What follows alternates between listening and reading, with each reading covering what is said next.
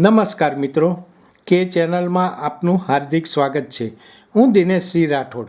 આજે આપણે જોઈશું ગ્રીન સિટી ગાંધીનગરમાં દેશની સૌપ્રથમ પ્રાકૃતિક પ્રેમ ભાગવત કથા જ્ઞાન યજ્ઞ મહોત્સવ યોજાઈ ગયો.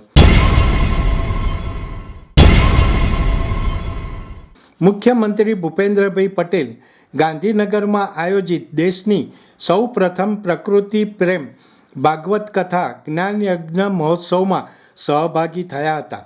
ગાંધીનગરમાં પર્યાવરણ જાગૃતિ માટે સેવારત નેચરલ ફર્સ્ટ ફાઉન્ડેશન અને સૌ પ્રકૃતિ પ્રેમીઓના સહયોગથી આ પ્રકૃતિ પ્રેમ ભાગવત કથા ઉત્સવ તાજેતરમાં યોજાઈ હતી.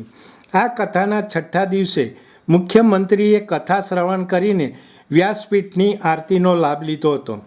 કથાના મુખ્ય વક્તા તરીકે સુપ્રસિદ્ધ ભાગવત કથાકાર પૂજ્ય ભાઈ શ્રી રમેશભાઈ ઓઝાએ વ્યાસપીઠ પરથી ભાગવત કથાનું અમૃતપાન કરાવ્યું હતું. ભાવિ પેઢીને કુદરતી આફતો સામે સુરક્ષિત કરવાના તેમજ જનમાનસમાં પર્યાવરણ પ્રત્યે જાગૃતિ લાવવાના મુખ્ય ઉદ્દેશ્ય સાથે આયોજિત આ કથા કોઈપણ જાતના મંડપ કે પંડાલ વિના પ્રકૃતિના સંપૂર્ણ સાનિધ્યમાં વૃક્ષોની વનરાજી વચ્ચે સેક્ટર 6માં યોજાઈ હતી. બ્રહ્માંડના પંચતત્વ અને જીવસૃષ્ટિની જનેતા એવી પ્રકૃતિ માતાના જતન અને સંવર્ધનના ઉમદા હેતુ સાથે પાટનગર ગાંધીનગરમાં આ પ્રકૃતિ પ્રેમ કથા દ્વારા એક નવતર પ્રયોગ હાથ ધરવામાં આવ્યો હતો.